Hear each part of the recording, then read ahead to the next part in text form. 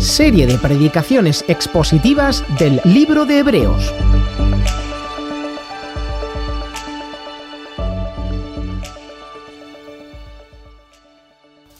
Bueno, pues bienvenidos a todos. Los que no haya saludado, supongo que sí, que los he saludado a todos, y a los que nos escucháis desde fuera también, pues bienvenidos. Vamos a continuar nuestros estudios o predicaciones sobre Hebreos y hoy nos toca el capítulo 10, los versículos del 26 al 39. Mientras lo buscáis, me acompañáis a la palabra de Dios, pues quiero decir que el título de esta predicación es La advertencia y el peligro de despreciar a Cristo. Y voy a compartir con vosotros 3 puntos. En el primer punto es unas palabras de advertencia de los versículos 26 al 31.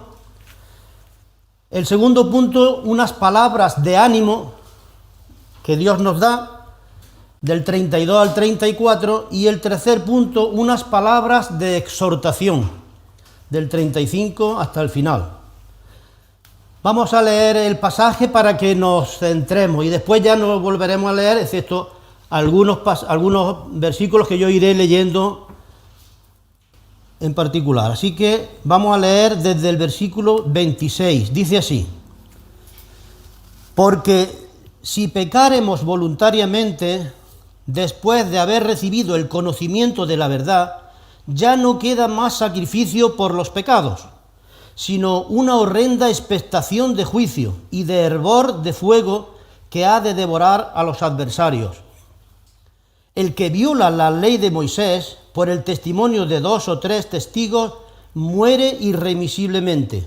¿Cuánto mayor castigo pensáis que merecerá el que pisoteare al Hijo de Dios y tuviere por inmunda la sangre del pacto en la cual fue santificado e hiciere afrenta al Espíritu de gracia? Pues conocemos al que dijo: mía es la venganza, yo daré el pago, dice el Señor. Y otra vez, el Señor juzgará a su pueblo. Horrenda cosa es caer en manos del Dios vivo. Pero traed a la memoria los días pasados, en los cuales, después de haber sido iluminados, sostuvisteis gran combate de padecimientos. Por una parte, ciertamente con vituperios y tribulaciones fuisteis hechos espectáculo, y por otra llegasteis a ser compañeros de los que estaban en una situación semejante. Porque de los presos también os compadecisteis, y el despojo de vuestros bienes sufristeis con gozo, sabiendo que tenéis en vosotros una mejor y perdurable herencia en los cielos. No perdáis, pues, vuestra confianza, que tiene grande galardón, porque os es necesaria la paciencia para que, habiendo hecho la voluntad de Dios, obtengáis la promesa. Porque aún un poquito, y el que ha de venir vendrá, y no tardará, mas el justo vivirá por fe. Y si retrocediere, no agradará mi alma. Pero nosotros no somos de los que retroceden para perdición, sino de los que tienen fe para preservación del alma. Hasta aquí la palabra del Señor. Mirad, como hemos visto al leer este pasaje final del capítulo 10, comienza con el versículo 26 y comienza con una pequeña palabra que ya compartí en ocasiones anteriores: porque. Y esto es, como ya he dicho en otras ocasiones, el autor de Hebreos usa mucho y muy a menudo, ¿no?, estas pequeñas palabras o bisagras que son como un cemento, como un pegamento para unir el contexto anteriormente dicho con lo que nos va a decir ahora mismo, en lo que hemos leído en el capítulo 10. Bien, ¿cuál es el contexto de este pasaje que hemos leído? Pues sabéis que el contexto son los 10 capítulos anteriores, desde el versículo 1 del capítulo 1 hasta aquí. Ese es el contexto. Todos estos capítulos son una apología, una conmovedora defensa de la superioridad de Jesucristo, de la superioridad del cristianismo sobre el judaísmo en términos de sacerdocio y de sacrificios. Y nos va probando poco a poco, una y otra vez, que Cristo es superior a todo y a todos, tanto en su persona como en su sacerdocio, ¿no? Pero claro, no vamos a ver todo el contexto. ¿Cuál es el contexto inmediato, anterior? Pues el contexto más próximo a estos versículos son los versículos que ya nos compartió hace 2 semanas nuestro hermano Tony.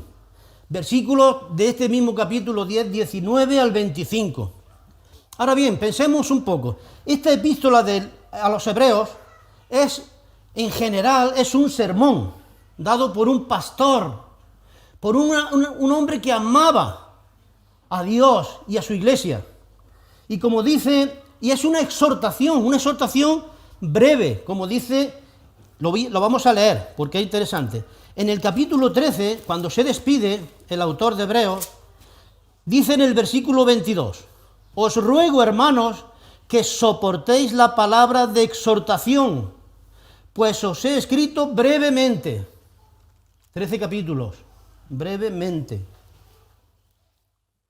Y toda esta exhortación es para animar a los cristianos a hacer lo correcto y a dejar de hacer lo incorrecto,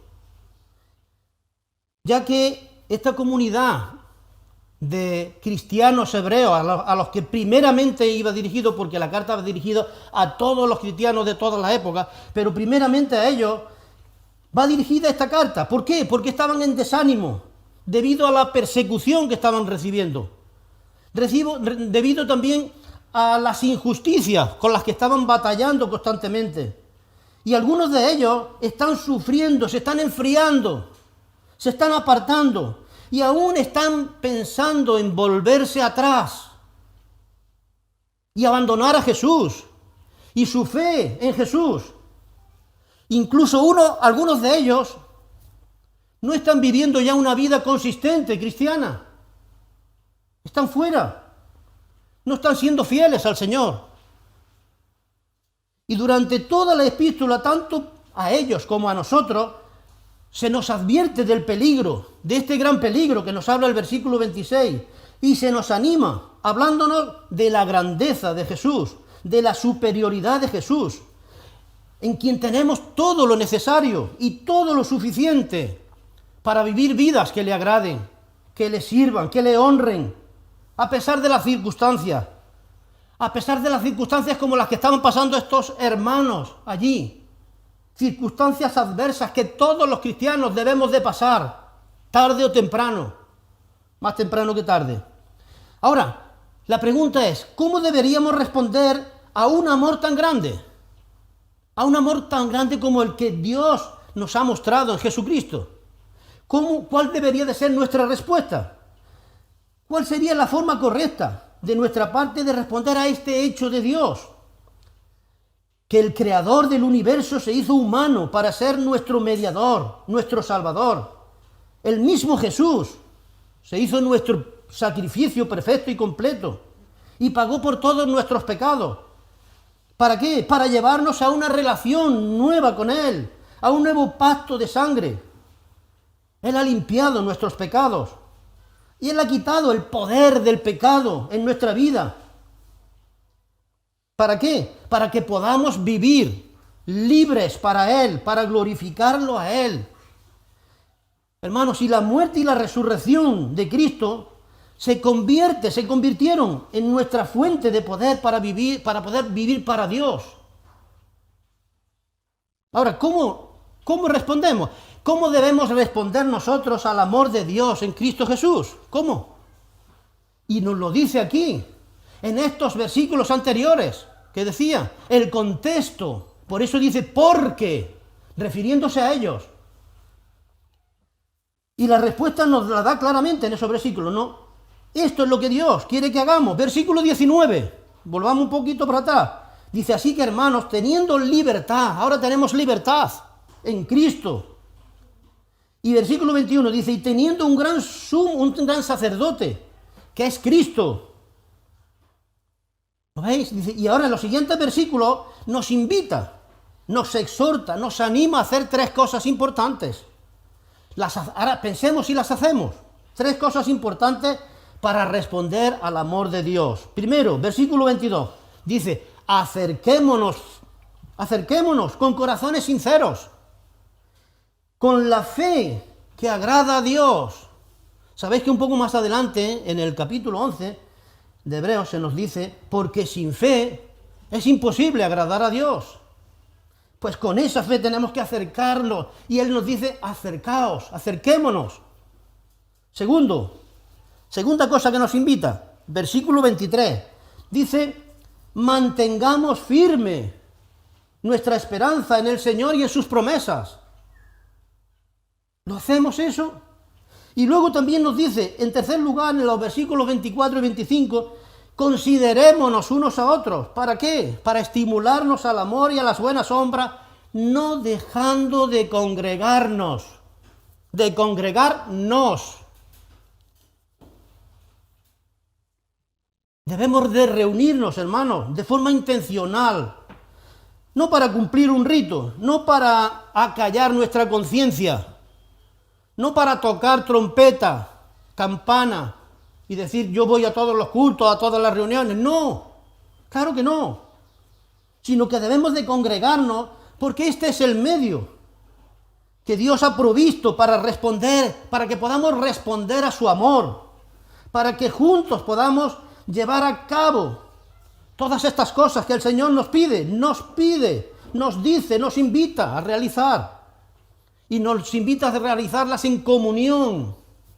Acerquémonos, mantengámonos, estimularnos, exhortarnos unos a otros. Y todos estos nos. Hermanos, necesitamos congregarnos intencionalmente, con todo nuestro corazón, con toda nuestra intención. Y para hacer eso, para fortalecernos unos a otros y seguir a Jesús y no volver atrás. No volvamos atrás. Para no enfriarnos como algunos se enfrían cuando se apartan. Para no apagarnos, para que no se apague nuestro primer amor, para que no decaiga nuestra obediencia al Señor. Porque, hermanos, no es fácil seguir al Señor. Y nos necesitamos unos a otros para animarnos, para apoyarnos. Mirad lo que dice el Salmo 133, que lo conocemos todos de memoria, versículo 1. El Señor nos invita a que abramos nuestros ojos y miremos. Dice, mirad. ¿Mirad qué? Mirad cuán bueno y cuán delicioso es habitar los hermanos juntos en armonía. ¿Por qué? Versículo 3, al final. Porque allí envía el Señor bendición y vida eterna. ¿Qué es lo que quiere el Señor para nosotros? Lo mejor. Y debemos de buscar eso, reunirnos en amor alrededor de la persona de Cristo, para que juntos podamos hacer todo lo que Él nos dice a todos y exhorta a que hagamos cada uno. Cada vez que tengamos una oportunidad que Él nos conceda para estudiar su palabra, estemos allí juntos. Para tener comunión, estemos allí. Para orar unos por otros. Para alabarle y adorarle como estamos haciendo ahora mismo. Porque esa es la buena voluntad de Dios. Esa es su buena voluntad. Y cuando lo hacemos en obediencia y en amor a Él, Él nos da bendiciones extraordinarias, especiales. Como nos dice Jesús, Él mismo nos dice en Mateo 18:20. Dice, porque donde están 2 o 3 congregados en mi nombre, allí estoy yo en medio de ellos. Allí estoy yo, ¿lo veis? ¿Hay algo más precioso que estar en la presencia del Señor? ¿Que el Señor esté con nosotros? ¿En nuestra presencia? Claro que no. Hermanos y amigos que me oís, la familia de Dios, en la familia de Dios no hay llaneros solitarios. Alguien dijo que se puede alabar y adorar al Señor a solas en la casa. Y es cierto, claro que sí. Pero alguien dijo también que se puede hacer lo mismo de bien en la casa a solas que en la iglesia. Y eso no es cierto. Claro que no.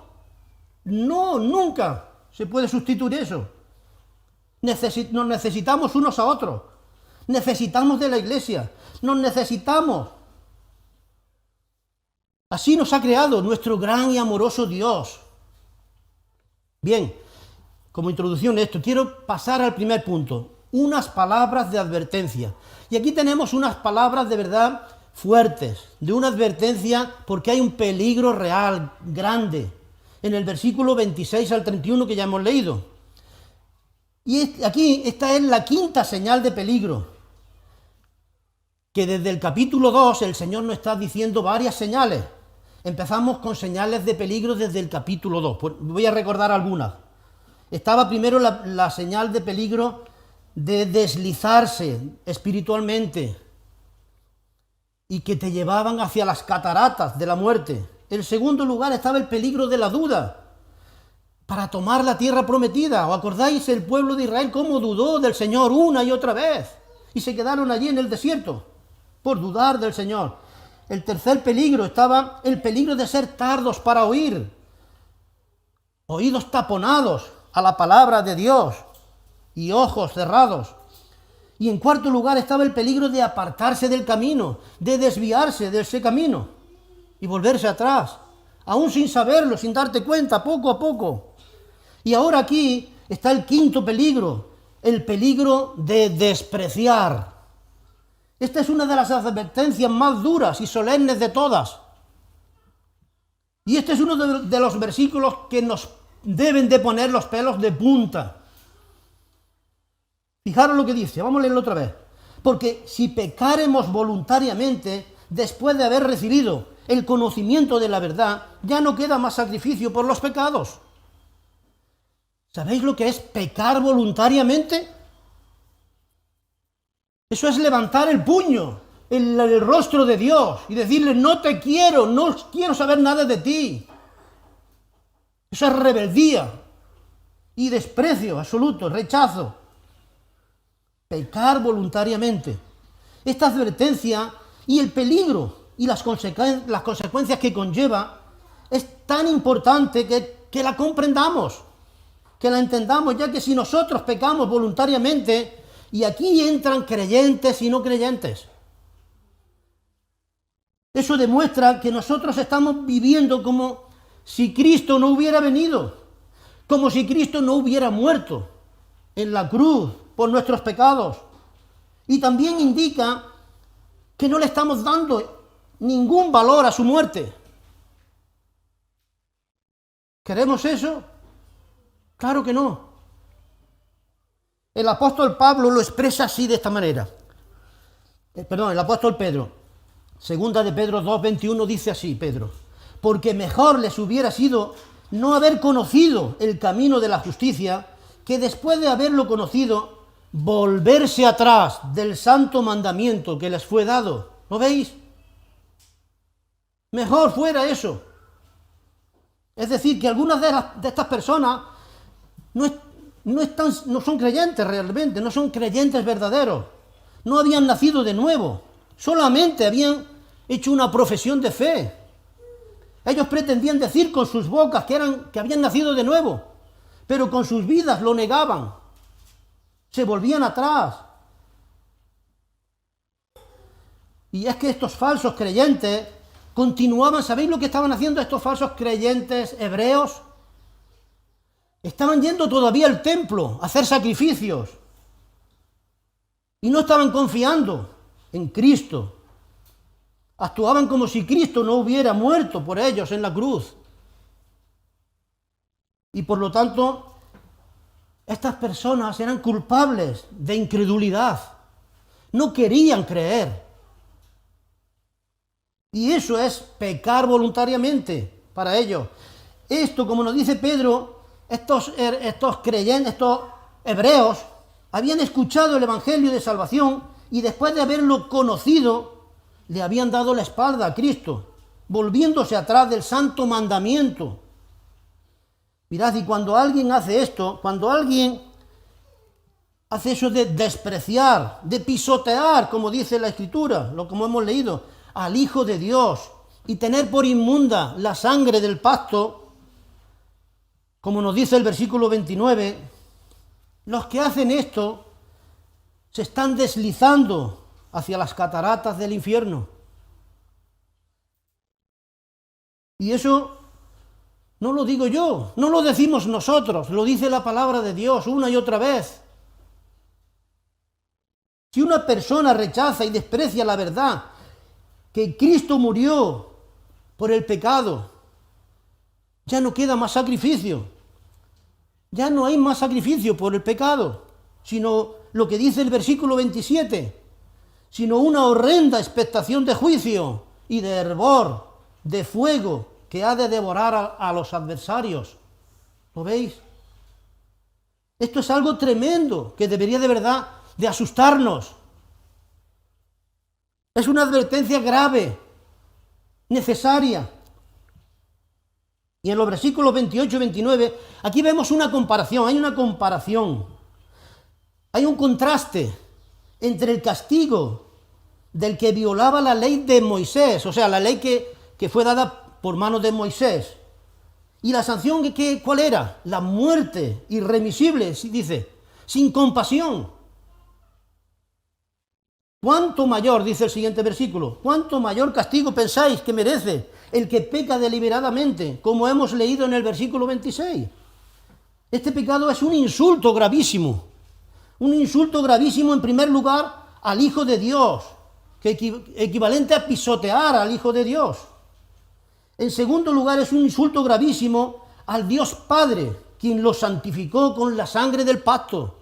Y en tercer lugar, es un gravísimo insulto al Espíritu Santo, al Dios Espíritu Santo, cuya gracia resisten y desprecian. Fijaros lo que dice el versículo 30. Así que, pues conocemos al que dijo, mía es la venganza, yo daré el pago, dice el Señor. Y otra vez, el Señor juzgará a su pueblo. Hermanos y amigos que me oís, Dios va a juzgar. Él gobierna soberanamente este universo y todos tenemos que presentarnos, tarde o temprano, delante de Él para dar cuenta. Leamos lo que dijo Jesucristo en Juan 12:48. Fijaros, dice, el que me rechaza y no recibe mis palabras, tiene quien le juzgue. La palabra que he hablado, ella le juzgará en el día postrero. Y esto se nos repite una y otra vez en las Escrituras. Y el versículo 31 dice, horrenda cosa es caer en manos del Dios vivo. Esta es una expresión interesante. Horrenda cosa es caer en manos del Dios vivo. Y está dirigida tanto a creyentes como a no creyentes también. Horrenda cosa es caer en manos del Dios vivo. Otra cosa muy diferente es estar en las buenas manos de Dios, porque Dios es bueno. Dios es buenísimo. Fijaros, vamos a leer unos versículos que hablan de esto. En Esdras, en el capítulo 7, versículos 8 y 9, dice así, y llegó a Jerusalén en el mes quinto, se está refiriendo a Esdras, cuando viene de Babilonia, de la esclavitud, dice, y en el mes quinto del año séptimo del rey, en este caso era Artajerjes, porque el día primero del primer mes fue el principio de la partida de Babilonia, y al primero del mes quinto llegó a Jerusalén, estando con él, con Esdras, la buena mano de Dios. La buena mano de Dios. Y un poquito más adelante, en el capítulo 8 de Esdras, también dice Esdras, y nos trajeron según la buena mano de nuestro Dios sobre nosotros. La buena mano de Dios. La mano de Dios está con Esdras y con el pueblo que iba con Esdras, de vuelta del cautiverio de Babilonia, a Jerusalén. Y la mano de Dios está aquí con ellos para bien. Dios, hermanos y amigos, Dios, la buena mano de Dios, Dios quiere poner su mano, su buena mano sobre nosotros, sobre ti y sobre mí para bien, como con Esdras, Pero a veces, ¿sabéis qué? A veces Dios tiene que poner su mano pesada sobre sus hijos y los disciplina. Yo he sido disciplinado por el Señor. Seguramente todos vosotros también. Si realmente somos sus hijos, vamos a ser disciplinados tarde o temprano. Y quiero resaltar que también el rey David fue disciplinado por la buena mano de Dios. Y en el Salmo 32, fijaros lo que nos dice David en el Salmo 32. Es un salmo que conocemos todos muy bien, ya veréis. Dice: mientras callé, envejecieron mis huesos, en mi gemir todo el día. Pero ahora fijaros lo que dice el 4. Porque de día y de noche se agravó sobre mí tu mano. ¿Lo veis? David era un hijo de Dios, claro que sí. David era un hombre de Dios. Pero ¿qué es lo que estaba haciendo Dios con David? Dios le estaba disciplinando física y emocionalmente. Pero David, ¿qué estaba haciendo David? ¿Por qué estaba haciendo Dios eso? Porque David estaba intentando ocultar su pecado. Pero allí está la disciplina del Señor. El Señor lo hizo confesar, arrepentirse de su pecado. Y entonces ocurrió el milagro esperado, el perdón por la gracia de Dios. Y entonces David, cuando ocurrió esto, pudo decir en el Salmo 119, 71, fijaros lo que dijo David: bueno me es haber sido afligido, bueno me es haber sido afligido para aprender. ¿Puedes decir tú lo mismo? ¿Podemos decir eso nosotros? Bueno me es haber sido afligido por Dios. Y así ocurre con cada uno de nosotros, contigo, conmigo, con cada hijo de Dios, porque, como dice la Biblia en Hebreos 12:6, porque el Señor al que ama, disciplina, dice, y azota a todo el que recibe por hijo.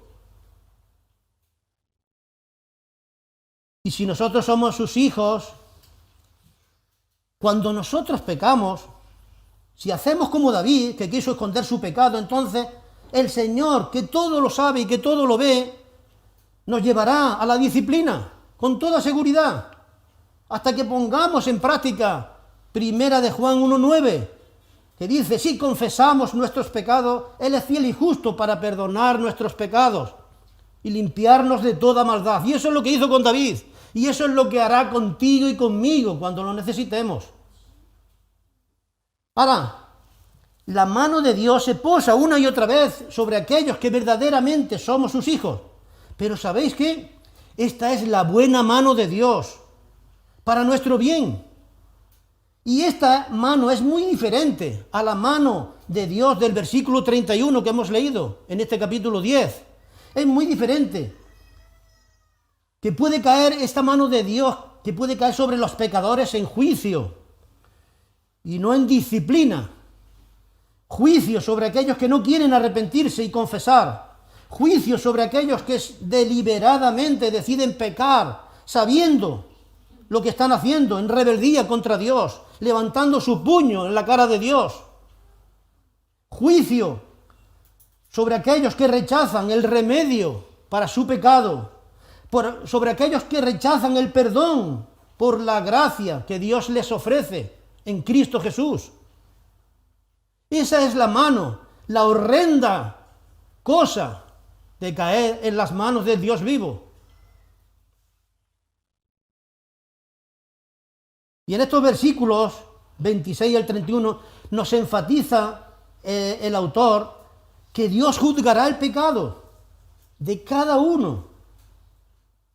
Como dice ese versículo 30, mía es la venganza, yo daré el pago, dice el Señor. Y por supuesto, Dios no toma venganza de una manera vengativa o rencorosa como nosotros solemos hacer. Claro que no. Él juzgará con justo juicio. Y si alguien desprecia lo que Cristo ha hecho por él en la cruz, esa persona solo le queda un futuro de juicio, sin ninguna esperanza en absoluto para él. Horrenda cosa, dice, es caer en manos del Dios vivo, y él caerá ahí. El segundo punto es unas palabras de ánimo. Aquí hemos pasado unas palabras de peligro, del peligro, de la advertencia de ese peligro. Y ahora tenemos unas palabras de ánimo. Y fijaros lo que hemos leído en los versículos 32 al 34. El escritor de Hebreos se apoya en las experiencias pasadas de ellos. ¿Para qué? Para animarlos a seguir y a no tirar la toalla. Pues como sabemos, algunos de ellos estaban muy desanimados por la persecución y las injusticias y las burlas. Y estaban recibiendo algunos, estaban pensando incluso el dejar el camino del Señor y volverse atrás. Y abandonar a Jesús, y abandonar la fe en Jesús por el sufrimiento. Y por eso el escritor les dice en el versículo 32, traigan a la memoria los días pasados. Traigan a la memoria los días pasados. ¿Por qué? Eso fue lo mismo que a la iglesia de Éfeso, en Apocalipsis, se les dice a los creyentes de Éfeso. Se les dice así, dice, pero tengo algo contra ti, que has dejado tu primer amor. Igual que ellos, igual que estos hebreos, cristianos. Pero dice el versículo 5, recuerda, por tanto, recuerda, piensa, recuerda, por tanto, de dónde has caído, y arrepiéntete y haz las primeras obras. ¿Lo veis? Somos llamados a eso. Por eso es bueno recordar el pasado, de nuestro caminar con Jesús, cuando en nuestro primer amor, a pesar de los padecimientos. ¿Por qué? Porque podemos comprobar y podemos decir, como muchas veces decimos, yo creo que lo digo casi todos los días, hasta aquí nos ayudó el Señor. Hasta aquí nos ayudó el Señor. Somos animados cuando recordamos. Y eso son lo que hacen aquí. Son animados estos hebreos, diciéndoles, recordad lo que hicisteis cuando pusisteis vuestra fe en el Señor, en Dios. Cuando pusisteis vuestra fe de vuestro primer amor, que no os importaba nada y que sufristeis todas estas penalidades. Recordad eso. Igual que cuando hemos tomado el pan y el vino, la mesa del Señor, se nos manda por Jesús. ¿Qué se nos manda? Que tomemos el pan y el vino, ¿cómo? En su memoria. ¿Eso qué quiere decir? Pues lo mismo. Traed a la memoria mis sufrimientos, mi entrega, mi sustitución, mi amor, mi muerte, mi resurrección. ¿Por qué? ¿Por qué? Porque al hacerlo, cuando nosotros hacemos eso, ¿qué ocurre? Nuestro corazón se compuje y se llena de agradecimiento, y se llena de arrepentimiento, y se llena de amor por el Señor, y nuestra fe se fortalece. ¿No lo veis? Está claro, ese era el ánimo que le daba. Bien, y ahora vamos a pasar al último punto. Unas palabras de exhortación. Hemos tenido unas palabras de advertencia, unas palabras de ánimo, pero ahora aquí hay unas palabras de exhortación. Y en general, la exhortación que nos hace en todo la carta o la epístola de Hebreos es que continuemos con nuestros ojos en Jesús, que continuemos con nuestros oídos en Jesús, que continuemos con nuestro andar en sus caminos, en Jesús, que continuemos adelante, que no tiremos la toalla, que no vayamos hacia atrás. Y en estos versículos del 35 al 39, la exhortación, ¿qué es la exhortación? Es una manera de aconsejar y amonestar y también de animar para hacerlo mejor. Y esa exhortación ya está aquí implícita. En los versículos 32 y 34 que hemos leído ya está implícita la exhortación. Pero ahora aquí, en estos versículos últimos, 35 al 39, se hace explícita, se ve. Y dice, mira, aquí tenemos, por ejemplo, un llamado amoroso a la fe paciente, a ese primer amor, a que recordemos ese primer amor de nuestra antigua fe, cuando nos comíamos el mundo como se suele decir, ¿no?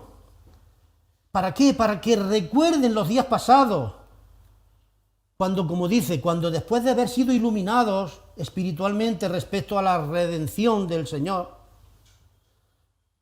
dice, y demostraron su fe verdadera en todo tipo de sufrimientos, y más aún, nos expone ahí, ¿no?, que demostraron su auténtica fe verdadera, al expresar esa cariñosa compasión por los presos, y al aceptar, como dice, gozosos el despojo de sus bienes. ¿Por qué? Porque miraban con los ojos de la fe a una mejor y perdurable herencia en los cielos, como nos dice el versículo 34. Y somos llamados a la paciencia, y esta paciencia a la que somos llamados en el versículo 36, tanto ellos como nosotros, ¿sabéis lo que es la paciencia? La paciencia es la cualidad de resistir con perseverancia frente a las pruebas y las dificultades. Y ellos las tenían, y nosotros también. Yo creo que eso lo tenemos siempre. Y comienza esta exhortación del versículo 35 diciendo, no perdáis, fijaros, no perdáis pues vuestra confianza, vuestra fe en Dios, que tiene grande galardón, o sea, que tiene un premio, que tiene una recompensa. ¿Y este galardón o recompensa cuál es? Pues la que nos dice el versículo 34, sabiendo que tenéis en vosotros una mejor y perdurable herencia en los cielos. Nos está diciendo este versículo 35, no arrojéis, no desperdiciéis vuestra confianza en el Señor, en sus promesas. Esto es importante que lo entendamos. Esta es otra forma de decir, mantengamos firme, sin fluctuar, la profesión de nuestra esperanza, que ya leímos en el versículo 23. Mirad, hermanos, está bien que nos desprendamos de nuestros bienes materiales sin problemas, incluso con gozo, como hemos leído, pero no nos desprendamos nunca de nuestra confianza en el Señor. Ese es el mensaje, nunca.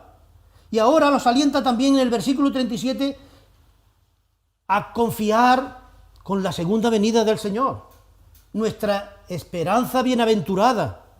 Versículo 37 dice, porque aún un poquito y el que ha de venir vendrá y no tardará. La palabra de Dios aquí nos dice, y en otros lugares, en muchos otros lugares, que el Señor Jesucristo vendrá y que no tardará. Sabéis que hay muchas personas que se burlan de eso. Y ya nos lo anunció. Así, el apóstol Pedro también. En su segunda carta, Pedro, en el capítulo 3 y versículo 4, nos dice que en los postreros días vendrán burladores, diciendo, ¿dónde está la promesa de su advenimiento? Refiriéndose a la segunda venida del Señor. Pero luego en el versículo 9 dice, el Señor no retarda su promesa, según algunos la tienen por tardanza, sino que es paciente para con nosotros, no queriendo que ninguno perezca, sino que todos procedan al arrepentimiento. El Señor Jesucristo vendrá, no tardará, Él nunca se retarda, Él siempre llega a tiempo, ni un segundo antes ni un segundo después. El Señor vendrá en el tiempo exacto, tan seguro como su primera venida. Ahora la pregunta es, ¿estamos nosotros preparados para su segunda venida? Lo voy a decir de otra manera. ¿Nos hemos arrepentido ya de todos nuestros pecados? ¿Tenemos nuestra confianza y nuestra fe puesta en la redención eterna de Cristo? ¿Hemos recibido a Cristo en nuestro corazón arrepentido y por la fe le hemos hecho Señor de nuestra vida? Si no lo has hecho aún, hazlo ya. ¿A qué esperas? Hazlo ahora mismo, aquí mismo. Ora al Señor, pídeselo y Él te lo dará. No lo dejes para mañana, mañana puede ser tarde. Y ahora en el versículo 38 dice, mas el justo vivirá por fe, y si retrocediere, no agradará a mi alma. Mirad, este versículo es una referencia a Habacuc 2:4. Y este versículo aparece en 4 lugares, además de Habacuc. Aparece en Romanos capítulo 1, versículo 17 y en Gálatas 3:11. Y en último lugar, aquí en Hebreos 10:38. Y en cada pasaje el énfasis es diferente, según el mensaje que el escritor quiere dar en cada pasaje.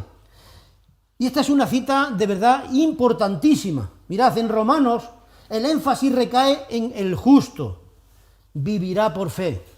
¿Por qué? Porque enseña cómo Dios justifica a un pecador.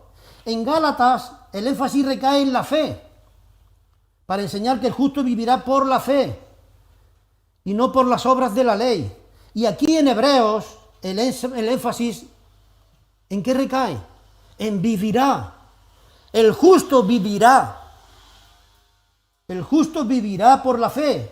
Tenemos que recordar, ¿no?, que a lo largo de la epístola de Hebreos hemos estudiado varias veces, ¿no?, que tenemos un mediador, que tenemos un intercesor viviente, que murió pero que resucitó y que ascendió al cielo y que está ahí.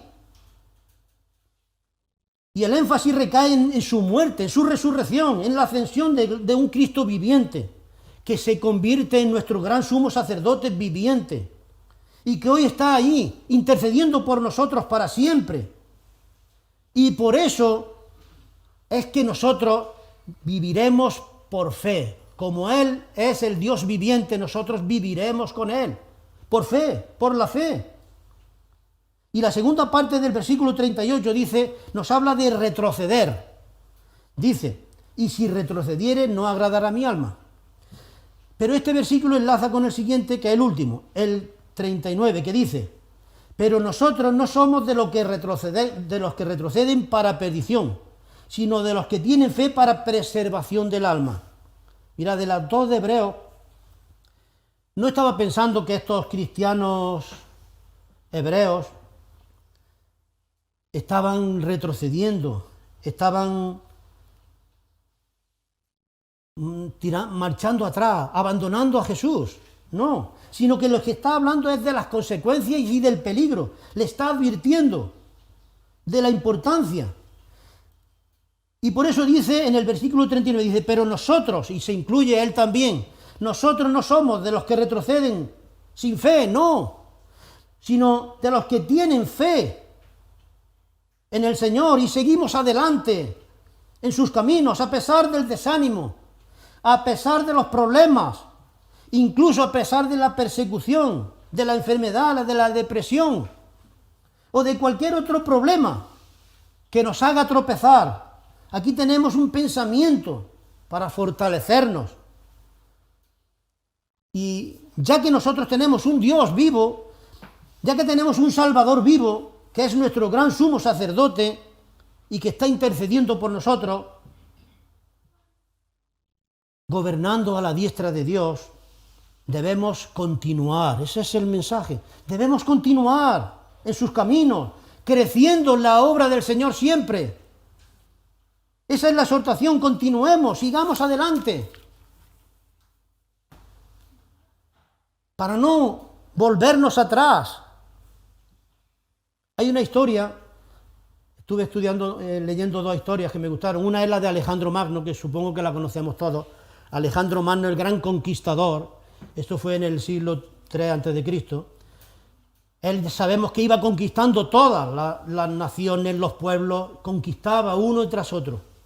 Pero llegó una vez a la costa fenicia y se encontró allí con que sus enemigos los triplicaban en número, porque ellos eran muchísimos, pero allí en las costas fenicias los triplicaban.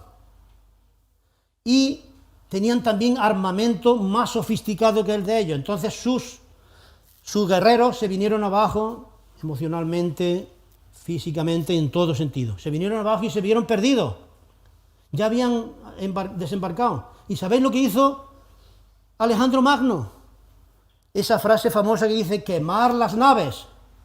Y quemaron todas las naves. ¿Para qué? Para no retroceder, para no volver atrás, como cantamos cuando nos bautizamos, casi siempre. No vuelvo atrás, he decidido seguir a Cristo, no vuelvo atrás. Aunque ellos no lo hicieron en ese sentido, pero no volvieron atrás. ¿Y sabéis qué? Vencieron. Pero hay una historia que es cristiana, que es la historia de los hugonotes. Los hugonotes franceses fue un grupo de cristianos, uno de los más perseguidos de toda la historia del cristianismo. Surgió después de la Reforma de Lutero, en el 1517. Su representante más conocido, Juan Calvino. Y en la época de los hugonotes existieron en Francia hasta llegar, se multiplicaron tremendamente. La primera reunión que hicieron hubo 15 iglesias representadas, en el 1559. La segunda reunión hubo 2150 iglesias a los 2 años. En 2 años pasaron de 15 a 2150. ¿Pero qué ocurrió? Esas iglesias protestantes en Francia, los cristianos hugonotes en Francia fueron perseguidos, fueron traicionados y masacrados y asesinados todos sus líderes en una reunión, en una convocatoria que hicieron con ellos, con engaño, y los mataron a todos. Y llamaron aquel día la matanza de San Bartolomé. Y desde entonces Francia nunca ha llegado a ser la nación tan próspera que llegó a ser cuando los hugonotes vivían allí. Y después se esparcieron por todo el mundo, los que quedaron, porque mataron a todos sus líderes. Y cuando Francia destruyó a los hugonotes, ¿sabéis qué? Destruyó lo mejor que tenía Francia. Y en 1985, el presidente François Mitterrand, más o menos se pronuncia así, ¿sabéis qué? Dio una disculpa formal a los descendientes de los hugonotes en 1985. Ahora, los hugonotes fueron a la batalla.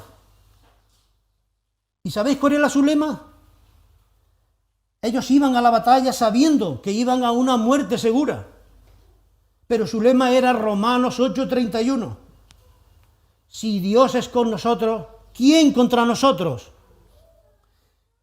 Y hermanos, yo no digo que lleven razón unos u otros, pero ¿sabéis qué?